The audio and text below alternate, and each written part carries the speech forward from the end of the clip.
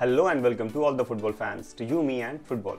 तो दोस्तों आईएसएल का सीजन 10 अब जबकि अपने फाइनल से सिर्फ 2 स्टेज दूरी पर है, ऐसे में इंडियन फुटबॉल फैंस की एशियन चैंपियंस लीग को लेकर क्यूरियोसिटी बढ़ रही है। आईएसएल के चैंपियन कॉन्टिनेंटल लेवल पर कैसा परफॉर्म करते हैं, इस बात को लेकर इंडियन क्लब फुटबॉल फैंस में काफी ज्यादा क्यूरियोसिटी है। भाई आपने इंडिया में तो चैंपियनशिप जीत ली, पर असली पता तो चलेगा एशियन चैंपियंस लीग में। वो कहते हैं ना, जंगल में मोर नाचा किसने देखा। तो आपको अगर अपने आप को साबित करना है, अगर आपको इंडियन फुटबॉल को साबित करना है, तो आपको बेटर परफॉर्म करना होगा एशियन चैंपियंस लीग में। पर यहीं पर हमारा आज के वीडियो का सवाल आता है, एशियन चैंपियंस लीग के मेजर रिफॉर्म्स। दोस्तों एएफसी ने अपने 2024-25 के सीजन के लिए चैंपियंस लीग में काफी मेजर रिफॉर्म्स किए हैं। तो क्या है ये रिफॉर्म्स, क्यों इनकी जरूरत पड़ी, इससे किसका फायदा किसका नुकसान होगा, एशिया में इससे फुटबॉल कैसे बेहतर होगा, इंडिया के कॉन्टेक्स्ट में इसका क्या फायदा और क्या नुकसान है, जानेंगे ये सब कुछ। तो बने रहिए हमारे साथ इस वीडियो में लास्ट तक। आपको चैंपियंस लीग का पूरा नया फॉर्मेट, उसके मैच शेड्यूल, उसके प्रोज एंड कॉन्स हम सब कुछ डिटेल में डिस्कस करेंगे। तो चलिए शुरू करते हैं। तो दोस्तों अगर बात करें एएफसी के रिफॉर्म्स की, तो एएफसी ने अपने चैंपियंस लीग के शेड्यूल में जो सबसे बड़ा रिफॉर्म किया है वो ये कि जहां एएफसी चैंपियंस लीग में पहले 2 टियर के कॉम्पिटिशन होते थे, यानी कि AFC champions league and AFC cup, वहीं अब इसकी बजाय ये कंपटीशन 3 स्टेजेस में होंगे। एएफसी चैंपियंस लीग का जो टॉप टियर होगा उसे कहा जाएगा एएफसी चैंपियंस लीग एलीट। वहीं सेकंड टियर लीग को एएफसी चैंपियंस लीग 2 कहा जाएगा, और एक और लीग जो कि थर्ड टियर है उसे एएफसी चैलेंज लीग कहा जाएगा। तो दोस्तों एएफसी चैंपियंस लीग का जो टॉप टियर होगा उसे कहा जाएगा एएफसी चैंपियंस लीग एलीट, और इसमें होंगी एशिया की सबसे बेहतरीन 24 टीमें। और ये टीमें कैसे सिलेक्ट होंगी, इसकी भी एक अपनी फिलॉसफी है। ये 24 टीमें क्लब कंपटीशन रैंकिंग से ली जाएंगी। जो टॉप की 24 टीमें होंगी उन्हें एएफसी चैंपियंस लीग एलीट में खेलने का मौका मिलेगा। ये क्लब कंपटीशन रैंकिंग क्या है इसको हम अलग से समझेंगे, पर मैं एक ब्रीफ में आपको बता दूं, अब तक जो टीमें एएफसी चैंपियंस लीग में खेली हैं उनकी वहां पर परफॉर्मेंस कैसी रही है, उसके हिसाब से उन्हें पॉइंट्स दिए गए हैं। और इसमें जो टीमें टॉप की 24 टीम्स होंगी उन्हें एएफसी चैंपियंस लीग एलीट में खेलने का मौका मिलेगा। दोनों तरफ 12-12 टीमें होंगी। ये स्टार्टिंग में एक लीग फॉर्मेट में खेलेंगी मैचेस, जिसमें कि हर टीम 4 अवे और 4 होम मैचेस खेलेंगे। बट ये 8 मैच जो होंगे अलग अलग टीमों से होंगे, यानी कि होम और अवे में सेम टीम के साथ कोई भी टीम नहीं खेलेगी। इसके बाद दोनों ही ग्रुप से, यानी कि जोन ए और जोन बी से जो टॉप की 8 टीमें होंगी वो राउंड ऑफ 16 में खेलेंगी। राउंड ऑफ 16 के मैचेस 2 लेग होंगे जो कि होम एंड अवे फॉर्मेट में खेले जाएंगे। इसके बाद quarter final, semifinal and final एक सेंट्रलाइज लोकेशन पर खेले जाएंगे, जो कि सभी मैचेस सिंगल लेग होंगे। दोस्तों अब जबकि हमने एएफसी चैंपियंस लीग एलीट को समझ लिया, तो आगे बढ़ते हैं और जानते हैं एएफसी चैंपियंस लीग 2 को, जिसमें इंडियन क्लब्स पार्टिसिपेट करेंगे।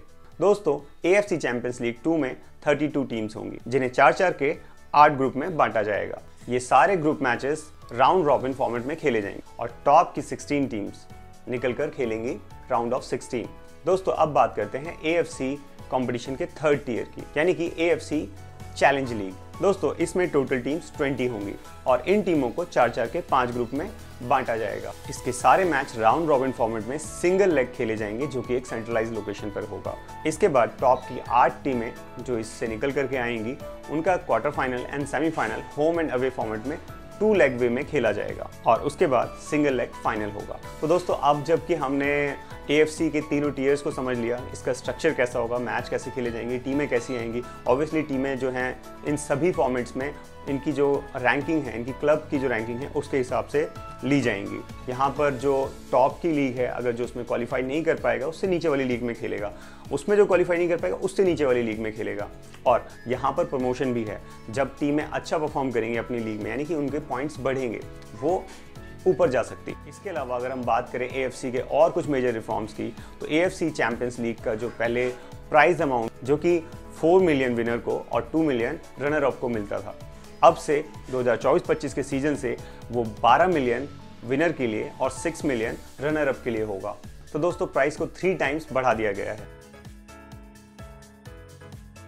इसके अलावा एक मेजर रिफॉर्म जो हुआ है, वो पहले 5 जोन में टीमों को बांटा जाता था, अब ये जोन 5 की बजाय सिर्फ 2 होंगे, ईस्ट एंड वेस्ट रीजन। जिसका फायदा ये होगा कि अब टीमें अपने जोन की बजाय दूसरे जोन की टीमों के साथ भी खेल पाएंगी, जो कि एक अच्छा चेंज है। टोटल मैचेस की अगर हम बात करें, तो पहले जहां 274 मैचेस खेले जाते थे एएफसी के पूरे कैलेंडर में, वहीं अब ये मैचेस 287 होंगे, जिसमें कि बहुत ज़्यादा चेंज नहीं है, बट हाँ मैचेस की क्वालिटी काफ़ी ज़्यादा इंप्रूव हो जाएगी।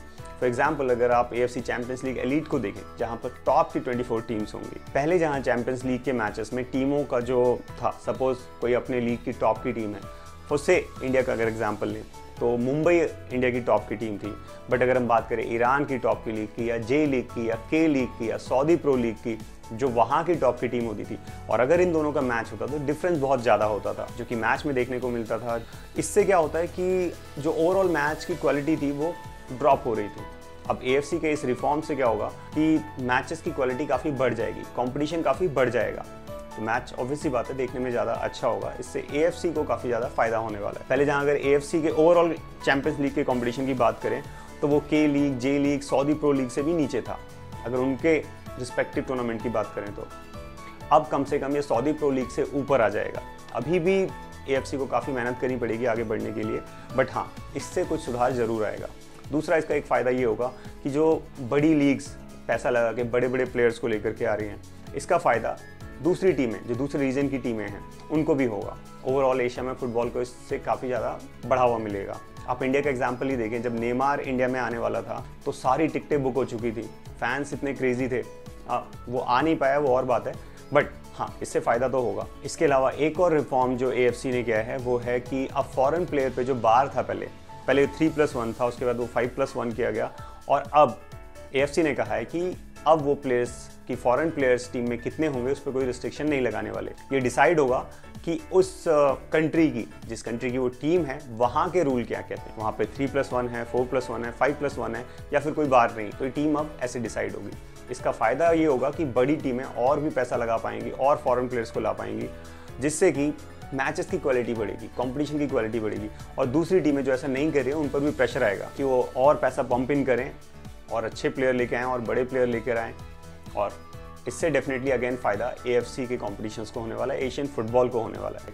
तो अब सबसे इम्पॉर्टेंट बात कि इंडियन फुटबॉल के लिए ये क्या है, क्या इसे हम बून कहें या फिर बैन कहें। इंडियन सुपर लीग की जो टॉप की टीम थी, जो लीग विनर होती थी, यानी कि पिछले केस में मुंबई सिटी FC, उससे पहले गोवा FC, और अब जो है मोहन बागान। पहले जहां इस लीग विनर को डायरेक्ट एंट्री मिलती थी टॉप डिवीजन में, जिसमें कि 40 टीम हुआ करती थी, अब इनको एंट्री मिलेगी एशियन चैंपियंस लीग के सेकेंड ईयर में, यानी कि लीग 2 में। देखो यार, इसका ना मतलब थोड़ा सा फायदा और थोड़ा सा नुकसान दोनों है।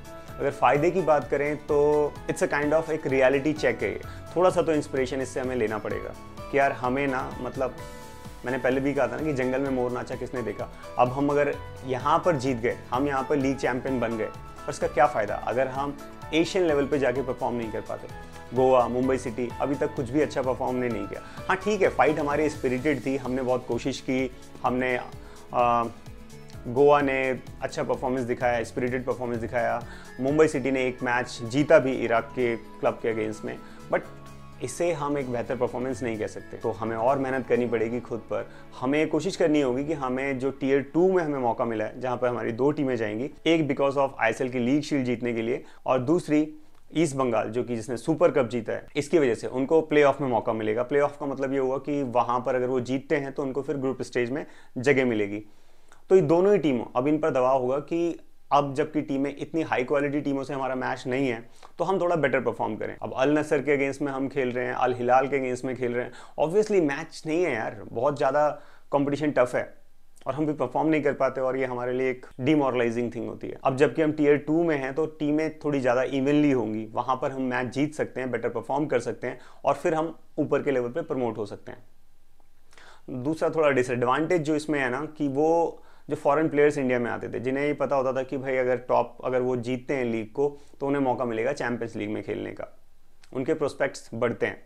लेकिन अब जब उनको नहीं मिलेगा तो कोई टॉप का प्लेयर क्यों आना चाहेगा, तो ये एक थोड़ा सा प्रॉब्लमेटिक है। बट अगर आप ओवरऑल बात करें ना कि इस पूरे AFC के जो मेजर चेंजेस हुए, ये चेंजेस UEFA में भी हुए हैं, वहाँ पर लेकिन टीम घटी नहीं है, वहाँ पर बढ़ी है।